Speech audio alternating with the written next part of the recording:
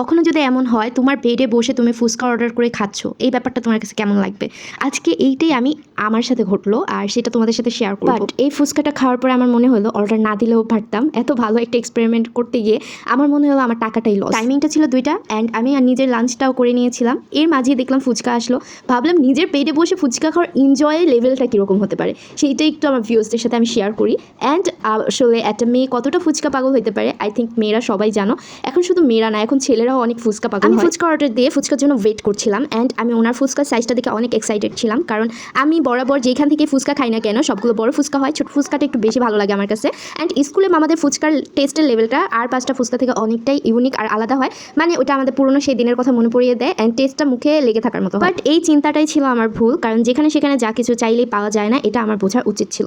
একে তো আমি দুপুরে লাঞ্চ করেছি, তার মাঝে আমি খাচ্ছি ফুচকা অ্যান্ড এটার টেস্টটা কীরকম হবে, সে ফুচকা খেলেই তো হবে না রে বাবা, এটা তো বুঝে শুনে খেতে হবে। টাকা ওটা তো খুব কষ্ট করে আসে নাকি, এটা ওয়েস্ট কি যেখানে সেখানে তুমি যা ইচ্ছা তাই খাওয়া। নেক্সট ডে নিজের রিয়েলাইজেশনটা ঠিক এরকম ছিল। এক্সাইটমেন্টের চোটে আমার 20টা টাকা পানিতে ফেলে দিলাম। ওনার ফুচকা বানানোটা আমি দেখছিলাম আর খুব বেশি এক্সাইটেড হচ্ছিলাম আর ভাবছিলাম কি সুন্দর স্কুলে মামাদের মতো ফুচকার স্টাইল। ভাই স্টাইল দেখলে তো হবে না রে ভাই, এটা কীরকম খেতে এবার একটু বলি।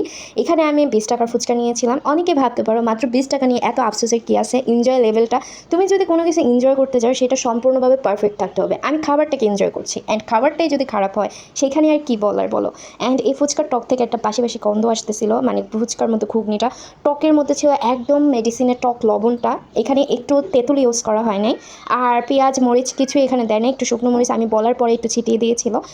এখন উনি একটা মুরব্বী মানুষ, আমি আমার এই 20 টাকার জন্য চাই নাই কারো মনে কষ্ট দিয়ে কোনো কথা বলার জন্য।